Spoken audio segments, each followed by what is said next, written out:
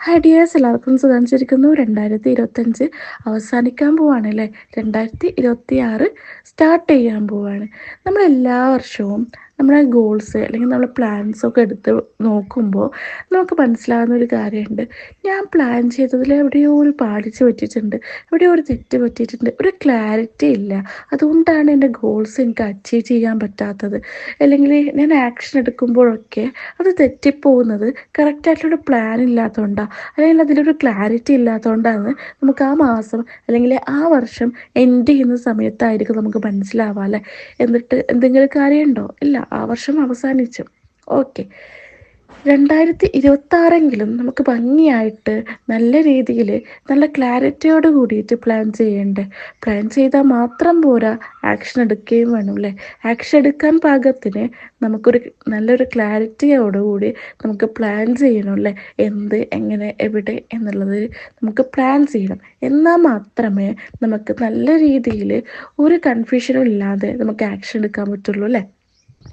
അപ്പം ഞാൻ പറയുന്നത്, എല്ലാ വർഷവും നമുക്ക് പറ്റുന്ന ആ ഒരു മിസ്റ്റേക്ക് 2026 വരാതിരിക്കാൻ വേണ്ടിയിട്ട് നമ്മളോട് ചോദിക്കേണ്ട കുറച്ച് ചോദ്യങ്ങളുണ്ട്.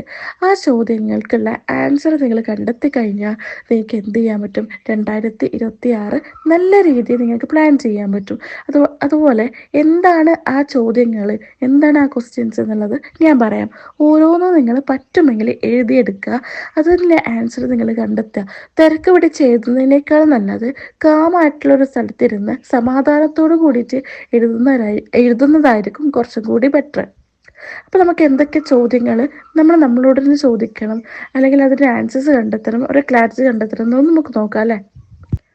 ഒന്നാമത്തെ ചോദ്യം, 2025 എങ്ങനെയായിരുന്നു ഞാൻ ആഗ്രഹിച്ചിരുന്നത്? അതായത് 2025 ആവുമ്പോൾ അല്ലെങ്കിൽ സ്റ്റാർട്ട് ചെയ്യുന്ന സമയത്ത് നിങ്ങൾ ആഗ്രഹിച്ചിട്ടുണ്ടാവും ഈ വർഷം ഇങ്ങനെ ആവണം എന്നുള്ളത്. അത് എന്താണെന്നുള്ളത് ഒരു ക്ലാരിറ്റിയോട് കൂടിയിട്ട് നിങ്ങൾ എഴുതുക. അതായത് 2025 എങ്ങനെയായിരിക്കണം എന്നാണ് നിങ്ങൾ ആഗ്രഹിച്ചിരുന്നത്.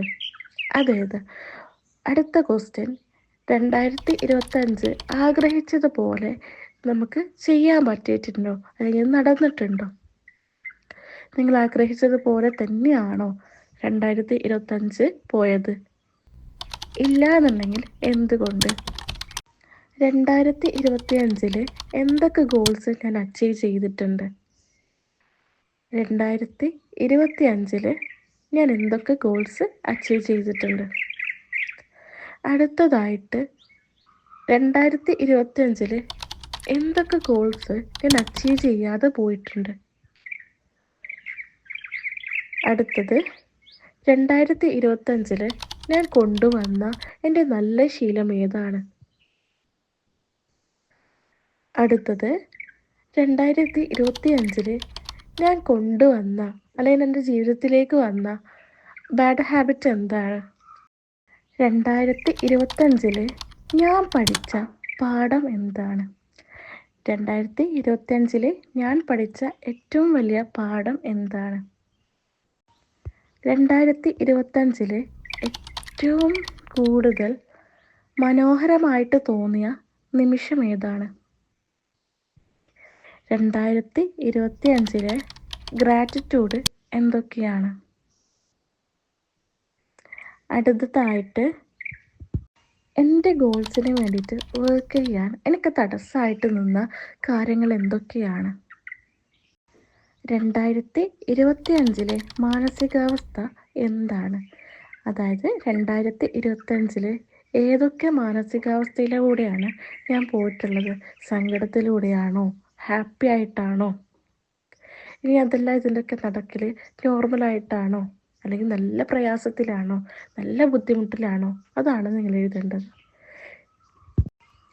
2025 ആരൊക്കെ എന്നെ സഹായിച്ചിട്ടുണ്ട്?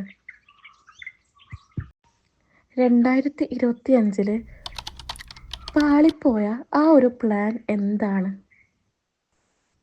ഇത്രയും ചോദ്യങ്ങൾ നിങ്ങളോട് തന്നെ ചോദിക്കുന്ന സമയത്ത് നിങ്ങൾക്ക് 2025 കുറിച്ചിട്ടൊരു ക്ലാരിറ്റി കിട്ടും.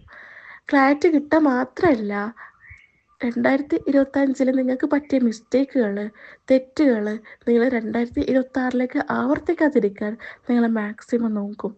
ഇൻഷാ അല്ലാ 2026 പ്ലാനിങ്ങും ഗോൾസ് സെറ്റിങ്ങും അതേപോലെ തന്നെ ഗോൾ സെറ്റിങ്സിനും പ്ലാൻ ചെയ്യാനുള്ളൊരു ക്ലാരിറ്റി കിട്ടാനുള്ള ഇതേപോലുള്ള കുറച്ച് ക്വസ്റ്റ്യൻസും ഞാൻ പാർട്ട് 2 ആയിട്ടിടാം. ഇൻഷാ അല്ലാ നിങ്ങൾക്ക് ഈ വീഡിയോ ഇഷ്ടമായിട്ടുണ്ടെങ്കിൽ ലൈക്ക് ചെയ്യുക, ഷെയർ ചെയ്യുക, സബ്സ്ക്രൈബ് ചെയ്യുക.